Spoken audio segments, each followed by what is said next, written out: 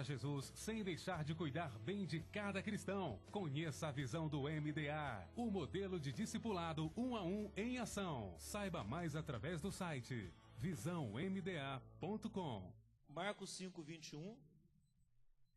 Tendo Jesus passado novamente em um barco para outra margem, ajuntou-se a ele uma grande multidão. E ele estava na beira do mar.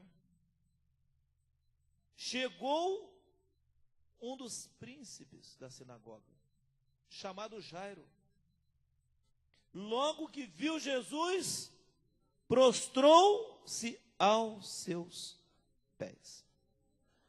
É uma passagem já pregada aqui muitas vezes, bastante conhecida dos irmãos.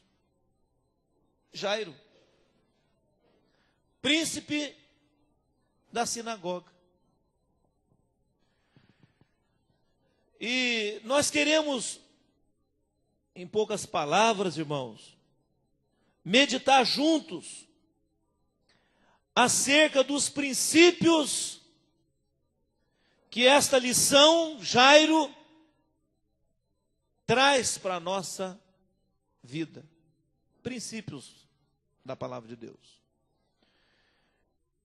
São princípios que nós vamos extraindo e certamente são princípios que vai valer para a nossa vida toda. O versículo 23, ele fala assim, que rogava-lhe com insistência, dizendo: minha filha está à morte. Rogo-te que venhas e imponhas as mãos sobre ela, para que seja salva e viva. Havia um problema na casa de Jairo. Existia na casa de Jairo um espírito de morte. Espírito de morte. Quando a gente fala de espírito de morte, a gente lembra na depressão. Os depressivos, os deprimidos, as pessoas que vivem uma vida de vale de ossos secos. E aí esse moço, esse Jairo, que era um príncipe da sinagoga,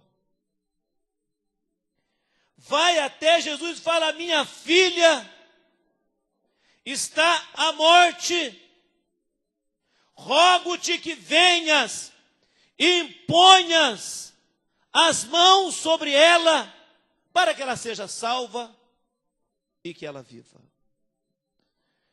Irmãos, eu peço aos irmãos que fechem os seus olhos um momento.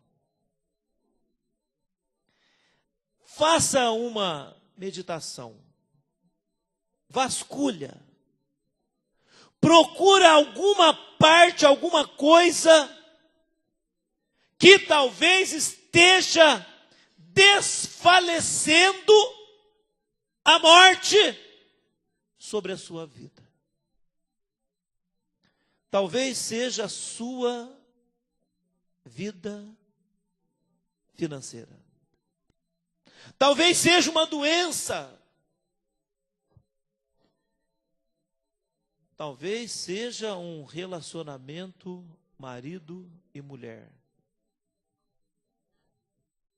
que ainda não morreu, mas está à morte.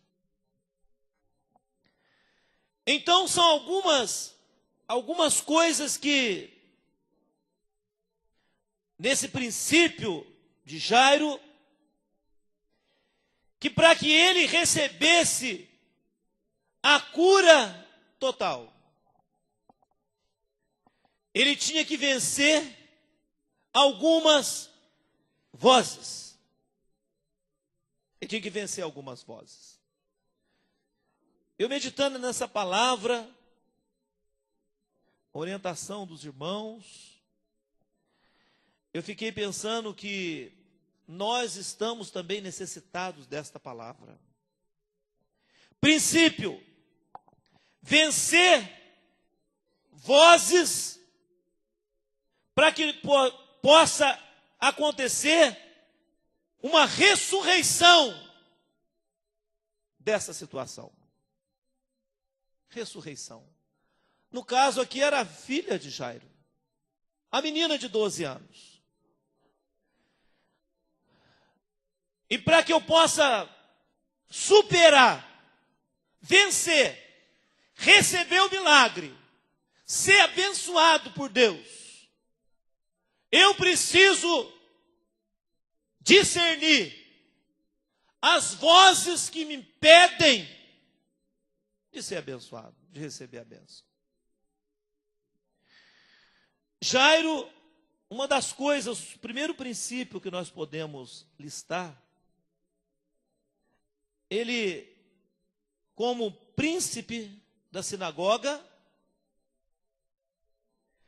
ele chega diante de Jesus, ele dobra o seu joelho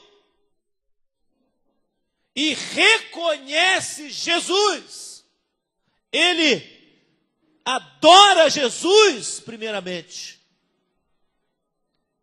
Irmãos, o poder da adoração. Quando você vê a Jesus adorando, quando você adora o Senhor, certamente o milagre acompanha a adoração. O milagre acompanha a adoração. Você vê que a Bíblia fala aqui, o versículo 21, chegou, logo que viu Jesus, prostrou-se aos seus pés. Logo que ele viu, ele adorou Jesus. A condição de homem social era uma pessoa, irmãos, da sociedade. Pessoa da sociedade. Uma pessoa que não teve vergonha de se declarar que ele era um cristão, que ele era crente na pessoa de Jesus Cristo. O que ele buscava o Senhor Jesus. Tem muita gente, irmãos, que às vezes tem vergonha de falar, eu sou crente. Eu pertenço à igreja. Tem dificuldade, sabe, de falar que pertence à igreja. Parece que ele pertence à igreja a alguma coisa assim, contagiosa, vergonhoso. Primeiro princípio, ele venceu essa voz da vergonha. Fala comigo, voz da vergonha. Aleluia. Eu falo como Jairo, porque essa palavra encaixou bem no meu coração. Porque quando eu aceitei o Senhor Jesus, eu trabalhava na Caixa Econômica naquela ocasião. E aí, para os meus amigos não ver que eu era crente, eu pegava o embornal, sabe? E escondia a Bíblia no embornal, punha no ombro, e ia para a igreja. Mas não adianta, irmão, você esconder que você é de Deus, que você é crente. Uma hora você vai ser atropelado. Passava no centro da cidade, o pessoal falava, ô irmão! Ai, meu Deus. Ai, que vergonha. Quase morri de vergonha.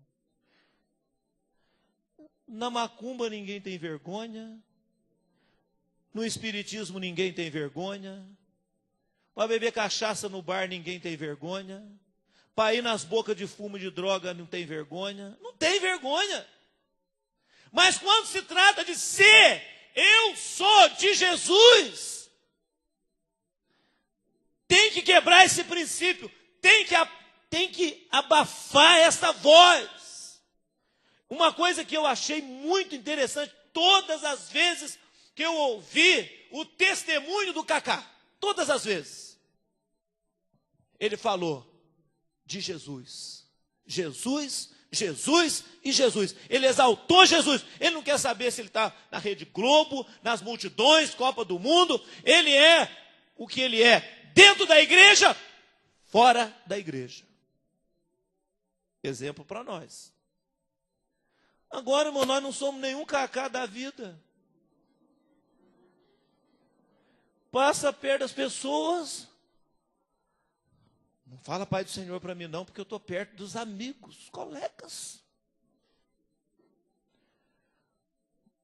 Se tem alguma coisa morta, irmãos, se tem alguma coisa morta, vai ressuscitar hoje. Porque essas vozes serão caladas na sua vida. Assumir a fé. Eu sou do Senhor Jesus Cristo, frequento a comunidade evangélica Manaim, da cidade de Itamonte, não me envergonho do Evangelho de Jesus Cristo, porque é o poder de Deus para a salvação de todo aquele que crê. É lá na igreja que eu sou liberto das drogas, do álcool. É na igreja que eu recebo a salvação. É na igreja que eu recebo cura. É ali na igreja que eu sinto bem. Eu glorifico a Deus. Então eu não tenho que me envergonhar da palavra de Deus.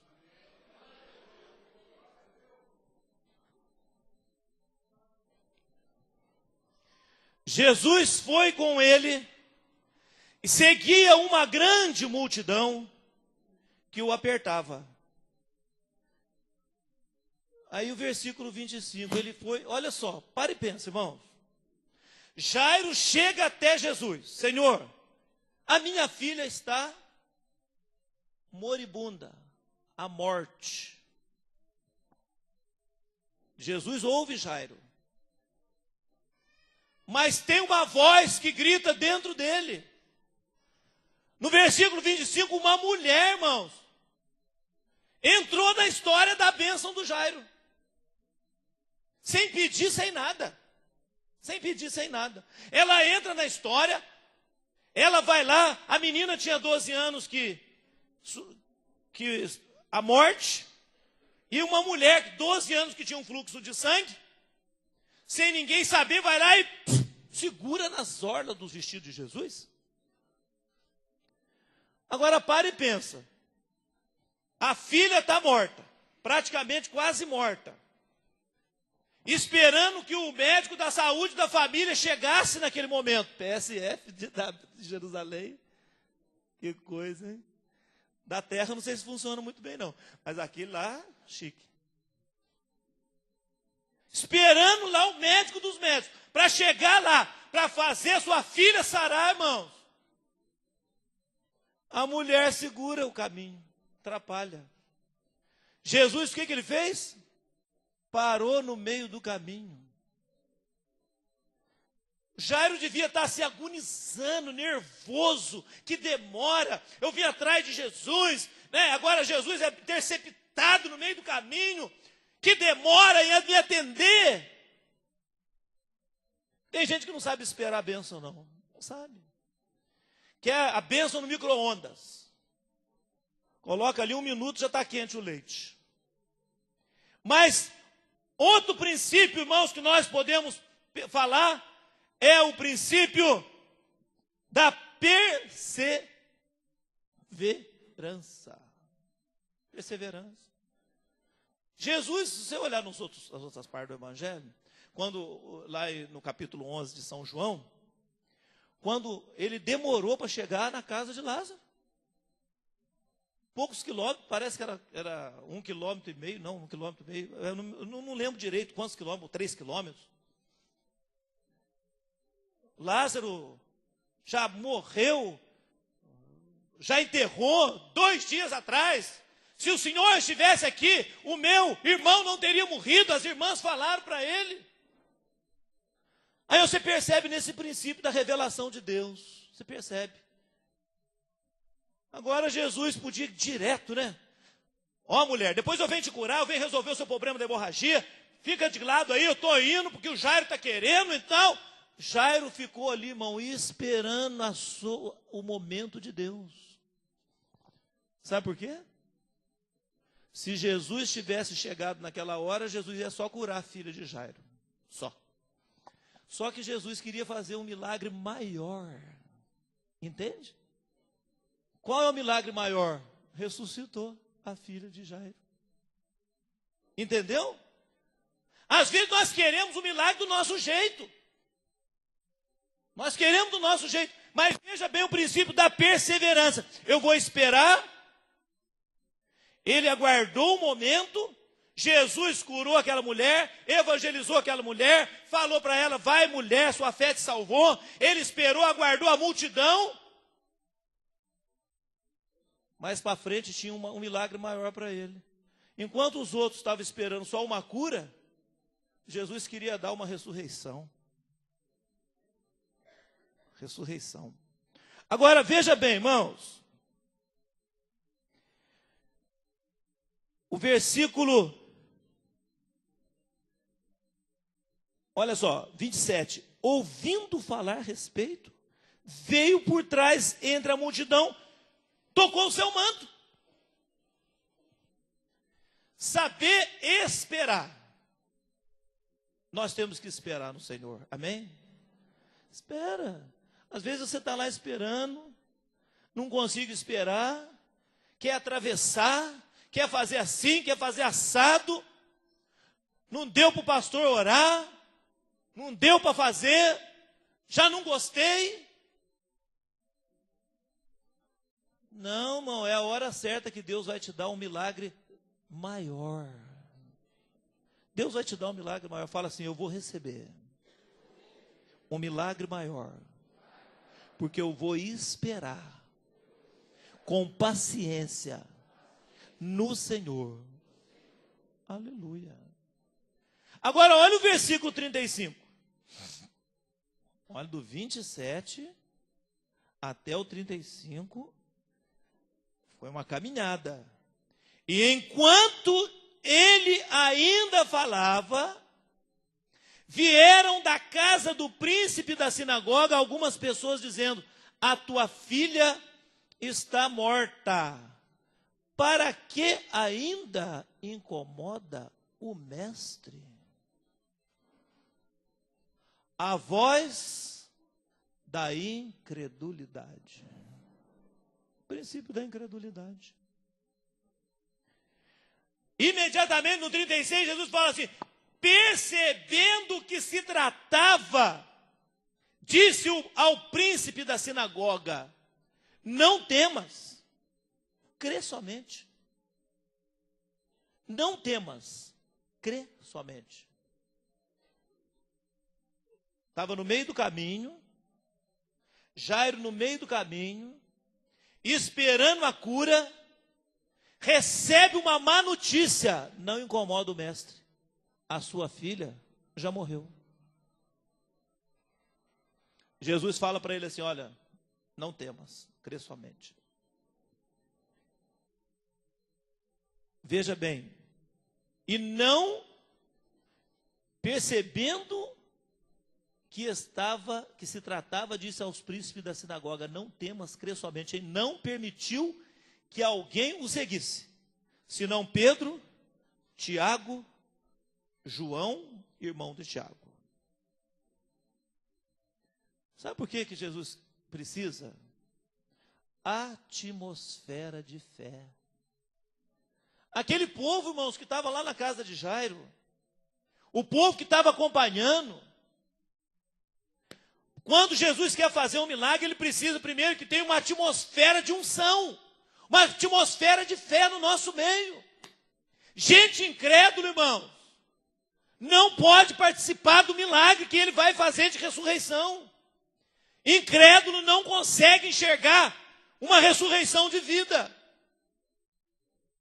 Por isso ele chama os seus discípulos que tinham fé.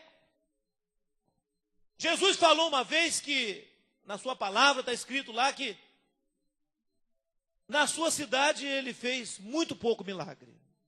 Muito pouco. Quase não fez milagres nenhum. Sabe por quê? Porque o pessoal aí fora fala assim, né? Que santo de casa não faz milagres, né? Profeta não é aceito na sua própria terra. E ele não fez tantos milagres.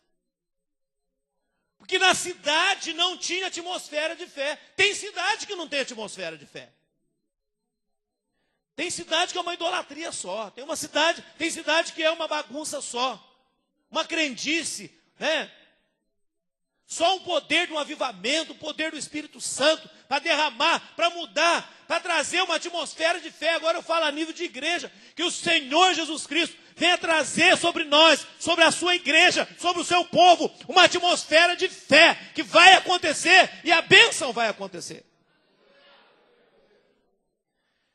Jairo falou antes, lá nos primeiros versículos, ele falou para Jesus assim: Senhor, vai na minha casa, impõe as mãos sobre a minha filha e ela vai ser curada. Jesus agora começa a trabalhar em cima da sua palavra.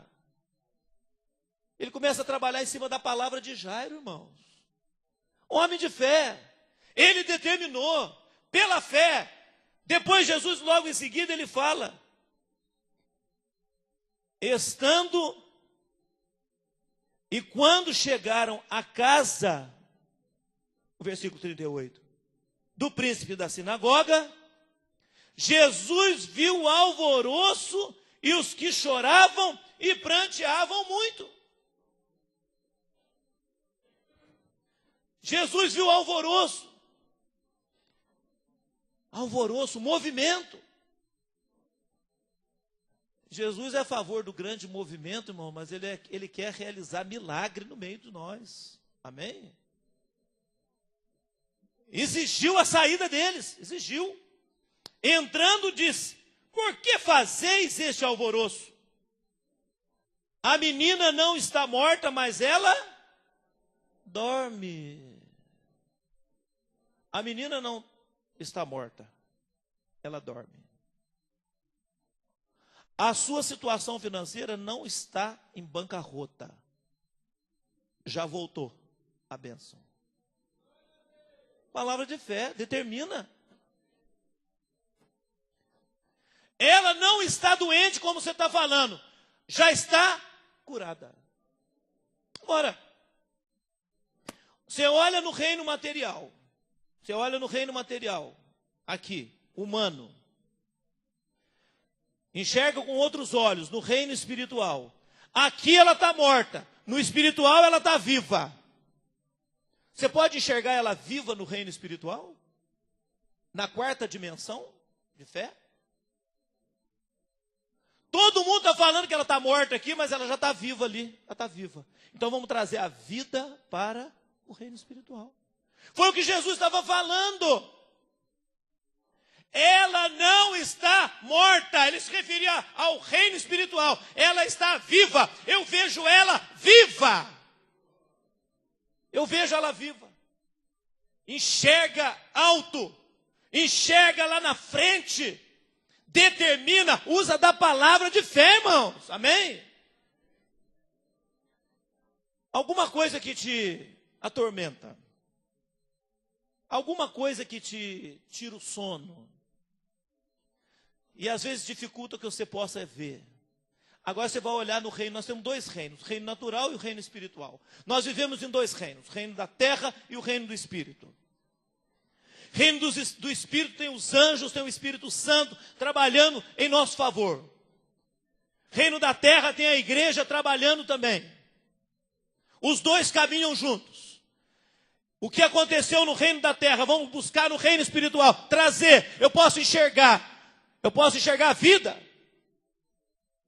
O que você pode ver no reino espiritual? Jesus falou, essa menina não está morta, mas ela está dormindo.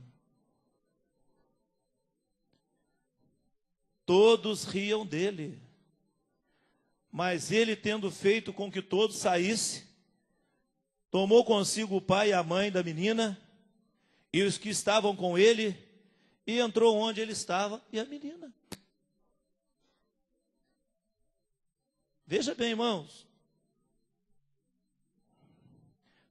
Faz de conta que você está passeando no reino espiritual. Saiu da terra. Foi arrebatado. Oh, glória. Você está sendo arrebatado, você está no reino espiritual. Tudo que você está enxergando de ruim aqui, lá você está enxergando que é bom. Tenta transportar de lá para cá. Traga à existência as coisas que não existem. Jesus é especialista nessa parte, viu? Especialista.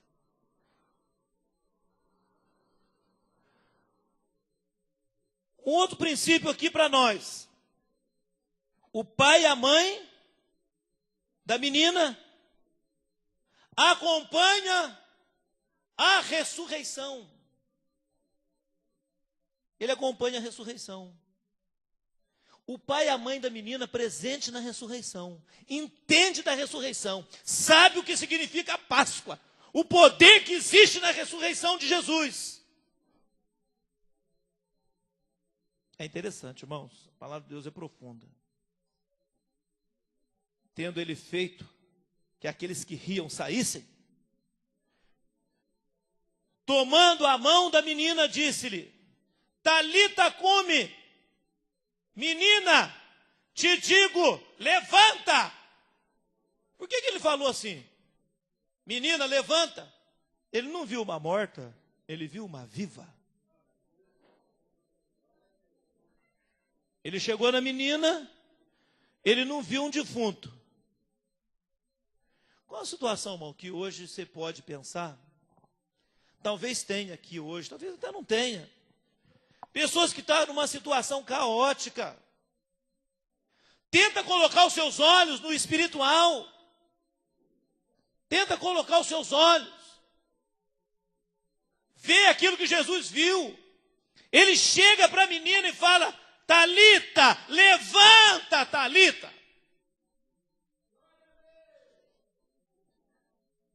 As vozes da incredulidade, da zombaria, ele colocou para fora. Quando você for orar para alguém, irmão, chama alguém que tem fé, viu? Alguém que tem fé. Se tiver alguém que fica dificultando a fé. A Nilzinha estava me contando um caso e eu fiquei assim, impressionado com o que aconteceu ali na cidade de Itanhandu, semana passada. Um crente saiu da igreja e foi abordado por 2 assaltantes. E quando ele pegou a moto e saiu correndo dos assaltantes, eles deram um tiro e só sentiu um soco nas costas. Caiu.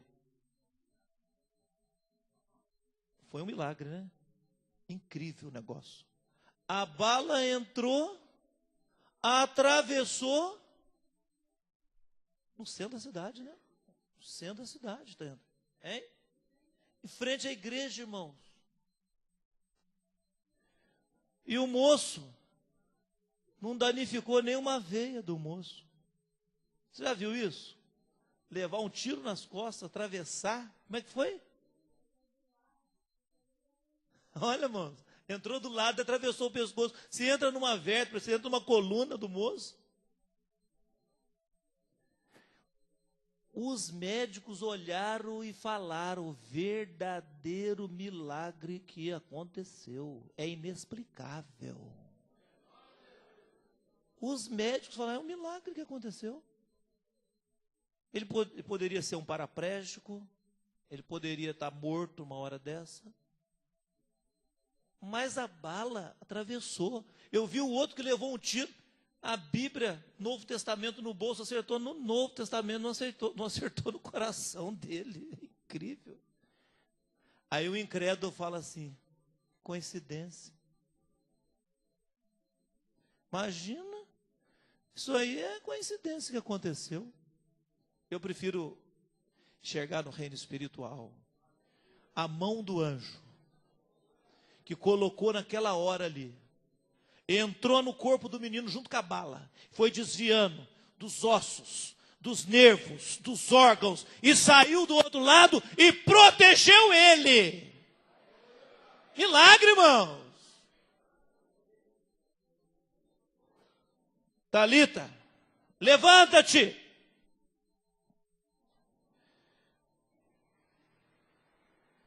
Agora, Deus quer te dar milagre hoje. Vamos ficar de pé? Eu gostaria de falar mais de milagres aqui. Porque Deus tem milagres para fazer aqui hoje. Deus tem. Vai ser transportado do espiritual e vai vir para o natural. Saiba como ganhar multidões para Jesus sem deixar de cuidar bem de cada cristão. Conheça a visão do MDA, o modelo de discipulado 1 a 1 em ação. Saiba mais através do site visãomda.com.